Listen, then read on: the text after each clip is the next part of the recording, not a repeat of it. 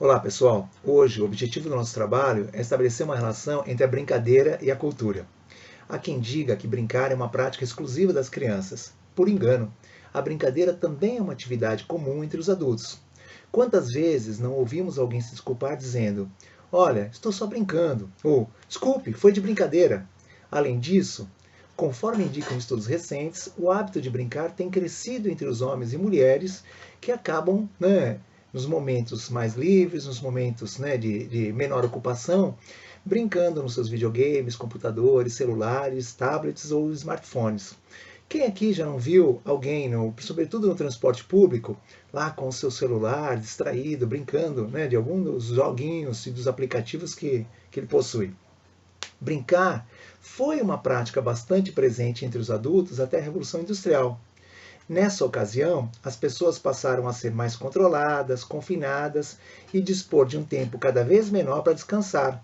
Elas se viram obrigadas, então, a substituir ou abandonar algumas de suas práticas culturais, entre elas as brincadeiras, que passaram a ser vistas como algo sem importância. Não por acaso, na mesma época, a infância foi tomada como fase preparatória e as crianças foram definitivamente segregadas das ocupações dos adultos. Se naquele momento as coisas funcionavam um pouco todos juntos, a partir da Revolução Industrial, cada um foi para o seu lado. As crianças ficaram em casa com ocupações que passaram a ser produzidas como infantis e os adultos envolvidos predominantemente com as questões do trabalho, pensando no sustento e na manutenção da sobrevivência. Num primeiro momento, esses significados circularam entre a burguesia urbana. Mais tarde, se estenderam aos demais setores da população.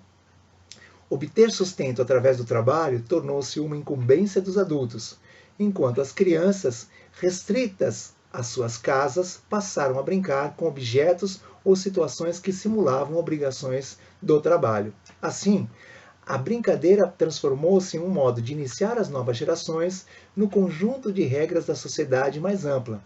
Enquanto as meninas recorriam às brincadeiras de mamãe e bebê, os meninos brincavam de cavalgar, guerrear ou outra ação tipicamente vista tipicamente como masculina.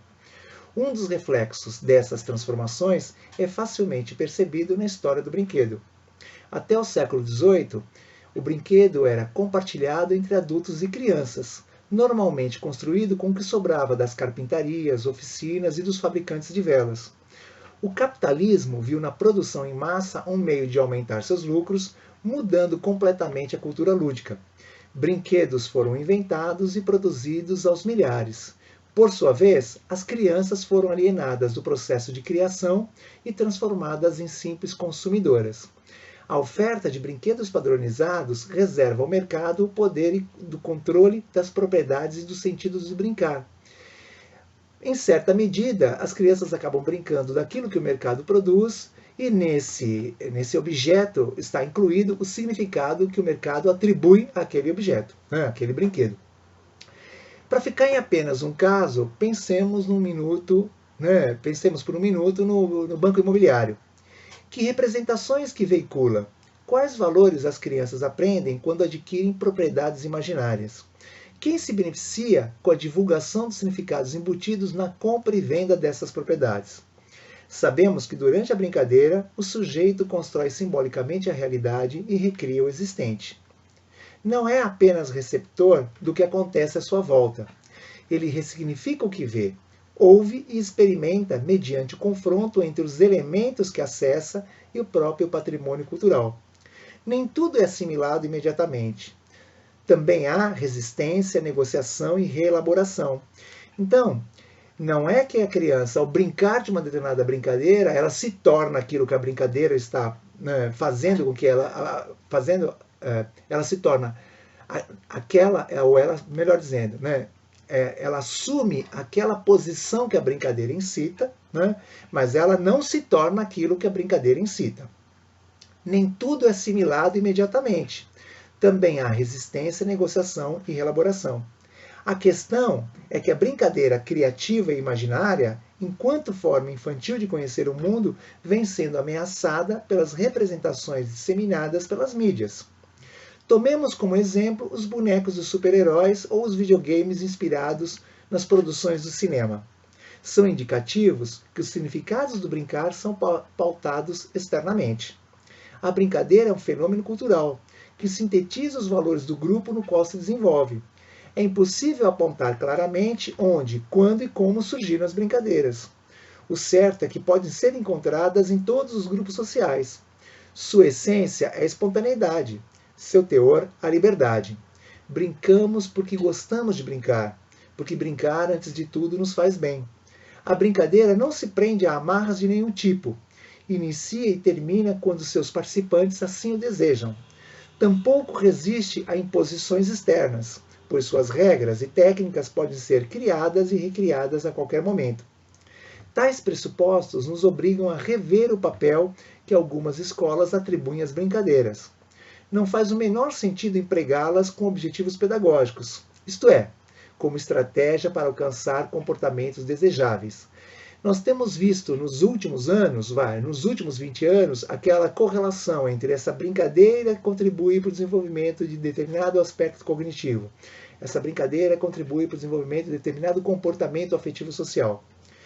Nós aqui estamos nos posicionando de forma um pouco diferente. Brincar é uma atividade livre, marcada pelo divertimento e alegria. Qualquer tentativa de torná-la um meio de ensino eliminará seu aspecto lúdico. Quando isso acontece, não é a criança que toma a iniciativa do brincar. Sem livre escolha e sem a possibilidade real de decidir, não há brincadeira, pois o papel do brincante é ocupado pelo professor que definiu os passos a serem dados. Ademais, se a iniciativa da brincadeira for exterior, a criança provavelmente ficará inibida, comprometendo o desenrolar das suas ações. Nem toda brincadeira agrada. Para que exista a liberdade do brincar, a criança deve poder recusar o que foi proposto ou escolher aquela de sua preferência. É preciso considerar que o prazer da brincadeira depende do contexto cultural. Mas isso não significa que os sujeitos não aprendem enquanto brincam. Brincar pressupõe uma aprendizagem social. Aprendem-se formas, vocabulário típico, regras, modos de atuar coerentes, entre outras coisas. É importante frisar que a transmissão de um elemento cultural só ocorre num dado contexto. A cultura da brincadeira é um evento coletivo. Mantém-se e é transmitida por um grupo que se autorregula, possui identificação própria e modo de organização específico. Logo, a configuração social é essencial para compreender como e quais brincadeiras são transmitidas. Durante a apropriação, a cultura patrimonial exerce um papel determinante na perpetuação do universo lúdico. Consequentemente, é na família, sobretudo com os adultos, que as crianças aprendem a brincar. Então, com esse posicionamento, apresentamos uma outra ideia, também um pouco diferente daquelas que circulam, principalmente nas escolas. Nós já ouvimos muitas vezes alguém dizer: mas as famílias não brincam mais, as crianças não sabem brincar. Aqui a nossa ideia vai num outro caminho. Em praticamente todas as sociedades, as normas, habilidades e conceitos que fundamentam as brincadeiras são partilhados inicialmente entre os membros que possuem laços parentais. Trata-se de um grupo obrigatoriamente composto de brincantes mais e menos experientes. Em todas as famílias, há quem possua esse patrimônio e há mecanismos de fazê-lo chegar até as crianças. A maioria das famílias possui suas próprias brincadeiras, que são ali inventadas a partir da mobília, a partir dos costumes, a partir das tradições. Não é exagero dizer que tudo isso passa de pai para filho, ou, no mínimo, dos mais velhos para os mais novos. Claro que há sempre uma reconfiguração. Algumas atividades lúdicas permanecem durante muitos anos no ambiente doméstico. Outras sobrevivem apenas durante o período da infância, sendo substituídas quando caem em desuso. À medida em que as crianças crescem, as formas de brincar se modificam.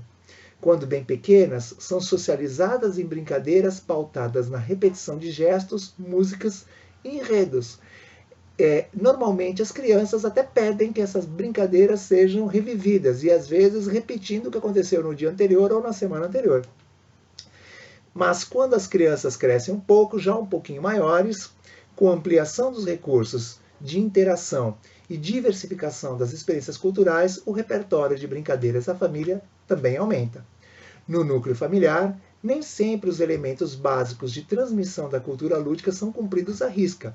Objetivos, técnicas, regras, quantidade de participantes, funções, nível de habilidade, ambientes e materiais necessários. Tudo isso aí sofre algumas mudanças. Inúmeras adaptações são empregadas para garantir a ocorrência da brincadeira. O afrouxamento das regras, por exemplo, é uma estratégia que viabiliza a participação dos menores. Naquelas famílias em que há um garoto ou uma garota de 10 ou 9 anos e outro menorzinho de 5 ou 6, normalmente os adultos brincam de uma maneira com o mais velho e brincam de uma outra forma com o mais novo. A mesma coisa acontece entre as próprias crianças. A forma como o parente mais experiente lida com o aprendiz facilita a apropriação das técnicas necessárias para brincar. Comumente, o auxílio se dá em determinadas tarefas de modo a facilitar o desfrute pleno da brincadeira.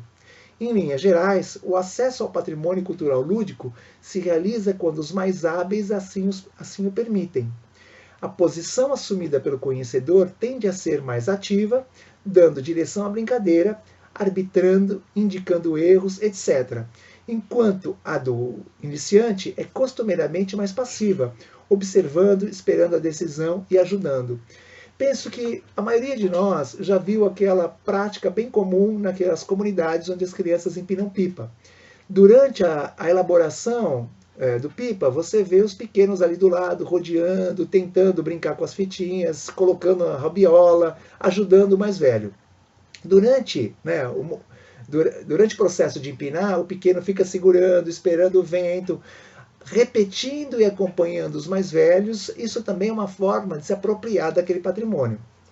Todavia, quando se considera a dinâmica da apreensão da cultura lúdica, a passividade do brincante menos experiente nada mais é do que uma estratégia para aceitação e pertencimento, um modo sofisticado de apropriar-se das práticas do grupo a fim de fortalecer a própria identidade cultural. Com isso, fechamos a nossa colocação. Mas, antes, é importante lembrar que essa situação passiva, ela é uma maneira de se inserir, é uma maneira de pertencer, é uma maneira de estabelecer laços e de consolidar aqueles laços naquele grupo cultural. Brincadeira nada mais é do que cultura.